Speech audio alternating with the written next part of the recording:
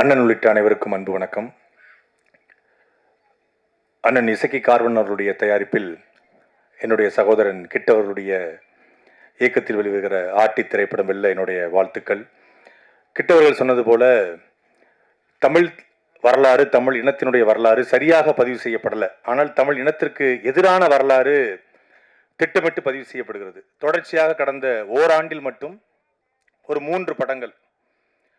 முதலில் family man என்ற ஒரு வெப் சீரிஸ் வந்தது. எவனோ ஒருத்தன் இந்த இனத்துக்கும் மொழிக்கும் பண்பாட்டுக்கும் கலாச்சாரத்துக்கும் சம்பந்தமே இல்லாத ஒருத்தன் நம்மளை பற்றி படம் எடுக்கிறான். இந்தியா முழுக்க அதை விநியோகம் பண்ணுறான், பெரிய வசூல் நடத்துகிறான். திருப்பி ஜாட் அப்படின்னு ஒரு திரைப்படம், இந்த இனத்திற்கும் மொழிக்கும் பண்பாட்டுக்கும் கலாச்சாரத்துக்கும் சம்பந்தமே இல்லாத ஒருத்தன் நம்மளை பற்றி படம் எடுக்கிறான், பெரிய வணிகம் பண்ணுறான்.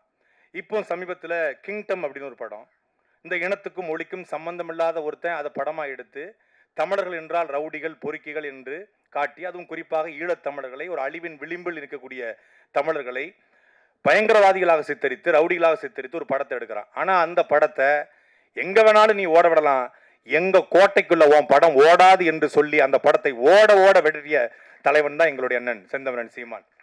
அப்போ எந்த படம் ஓடணும், எந்த படம் ஓடக்கூடாதுன்னு தீர்மானிக்கிற இடத்துல இன்றைக்கு தமிழ் தேசிய அரசியல் வந்திருக்கிறது. நான் ஏற்கனவே இதே அரங்கில் சொன்னேன். ஒரு காலத்தில் 1950 70 காலகட்டம் வரைக்கும் அண்ணாவின் தம்பிகள் திரையை ஆண்டார்கள். இன்றைக்கு அண்ணனின் தம்பிகள் திரையுலகத்தை ஆளுகிறார்கள்.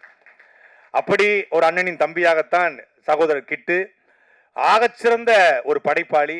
சின்ன சின்ன உணர்வுகளை சின்ன சின்ன தொகைகளில் எடுக்கக்கூடியவர். 150 கோடியில படம் எடுக்கிறாங்க, கதை இல்லை. பெரிய பெரிய நடிகர்கள் இயக்கக்கூடிய இயக்குநர்கள்ட்ட கதை இல்லை, ஆனால் பெரிய நடிகர்கள் கதை இல்லாத இயக்குநர்கள்ட்ட தான் நடிக்கிறாங்க. ஆனால் கதை இருக்க இயக்கூடிய இயக்குனர் பெரிய நடிகர்கள் வர்றதில்லை. அதான் இங்கே பிரச்சனையே. ஆகச்சிறந்த கதைகளை கிட்டு வச்சுக்கிட்டது 2018 காலகட்டத்தில் சாட்டை என்கிற வலையொலி தொடங்குவதற்கு ஒரு அடித்தளத்தை போட்டு கொடுத்தவர் கிட்டு தான். நான் நக்கல் நையாண்டியாக பேசுவேன் மேடைகளில். ஐயா வைகோ போல பேசுவேன், கலைஞர் ஐயா போல பேசுவேன், கமலஹாசன் போல பேசுவேன், மிமிக்ரி பண்ணுவேன். அது இயல்புடைய சின்ன வயசுலேருந்து பண்ணுறது. அப்போ மேடைகளில் நான் ஐயா வைகோ போல பேசுகிறதா அண்ணன் கூட கண்டிப்பாங்க, டேய் யாரை வேணாலும் பேசு, அண்ணன் வைகோ, திருமாவளவன், வேல்முருகனை பேசாத. அன்னைக்கு சொன்னார், இன்னைக்கு வரைக்கும் அதை அவர் தான் சொல்லிட்டு தான் இருக்காரு. அவர் ஒரு தாய் அன்போடு எல்லோரையும் நேசிப்பார் இல்லையா, அதனால பேசக்கூடாதுன்றாங்க. நாங்கள் என்ன பண்ணோம், களவாணித்தனமாக எங்கள் அண்ணனுக்கு தெரியாமல் அண்ணன் எங்கே யூடியூப்பியாக பார்க்க போகிறாரு அப்படின்னு கிட்டு ஒரு நையப்புடின்னு ஒரு சேனல் ஆரம்பிக்கிறாப்புல. அப்போ அவர் கூப்பிட்டு, அண்ணன் சேனல் சரியாக போக மாட்டேக்கு, நம்ம 2 பேரும் சேர்த்து ஏதாவது பண்ணுவோம் அப்படின்னாப்புல. என்ன பண்ணுவோம், நான் இப்போ மெடிக்கல் நிறுவனம் ஆரம்பிச்சிருக்கிறேன், நடத்திக்கிட்டு இருக்கிறேன். இரவு 6 மணிக்கு மேலே பெரிய வேலை கிடையாது, நீங்கள் வாங்க அப்படின்னாரு. இப்போ வீட்டு பக்கத்தில் உறையூரில் அவருடைய சின்ன அறை, ஒரு 10க்கு 10 அறை தான். அதில் போயிட்டு 2 பேரும் டிஸ்கஸ் பண்ணி, நீங்கள் வைகோ மாதிரி நல்லா பேசுகிறீங்க, நம்ம ஸ்கிரிப்ட் எழுதி பண்ணுவோன்னு சொல்லி வைகோ மாதிரி ஒரு காமெடியாக ஒரு சட்டையர் பண்ணிடுவோம். கிரேக்க புயல் அப்படின்னு ஒரு தலைப்பு வச்சு முதல் காணொலி பார்த்துக்கோங்க.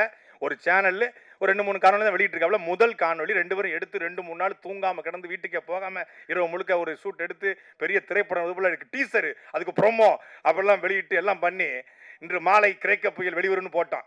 அது சமூக வலைதளங்களை பற்றி எரிஞ்சிக்கிட்டு இருக்கு. அந்த நேரம் பார்த்து வைகோ எங்களை பேச, வைகோக்கு எதிராக எங்கள் ஆளுகள் புறம் நிற்க அப்படிங்கும்போது ஒரு பெரிய இது இருக்கும்போது நாங்கள் இந்த விட மொத்த தமிழ் தேசிய மக்களும் கொண்டாடிக்கிட்டு இருக்கேன்.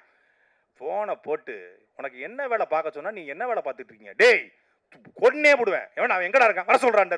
மதுரைக்கு போனா செந்தமிழ் பைந்தமிழ் அகநானூறு புறநானூறு 18 பரிபாடல் எல்லாம் வருது எங்க அண்ணன் இருந்து. ஐயோ வம்படியா சிக்கிருக்கமே, ஜூல மாட்டின மாதிரி ஆகி போச்சு அப்படின்னு ஒழுங்கு மரியாதையா அதை எடுத்துட்டு, நான் செய்ய வேண்டிய சேலையை செய்யுங்கடா அப்படின்னாரு. முதல் காணொலியை நீக்கி வச்சிட்டாரு. முடிஞ்சா சோழி. அப்படிதான் ஆரம்பிச்சோம். அப்போ அவர் அதுக்கப்புறம்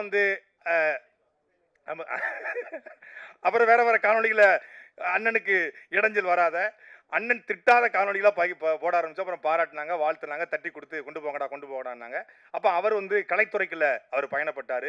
அப்புறம் நான் அதை யூடியூப்பாக மாற்றலாம்னு சொல்லி சாட்டைங்கிற வலையொலி ஆரம்பித்தேன். சாட்டை என்கிற வலையொலி இன்னைக்கு வளர்ந்துருக்கு.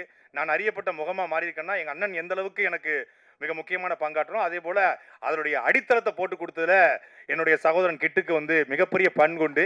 நான் ஏதாவது ஒரு தளத்தில் நன்றி சொல்லணும்னு கடமைப்பட்டிருந்தேன். நன்றி அன்பு சகோதரா.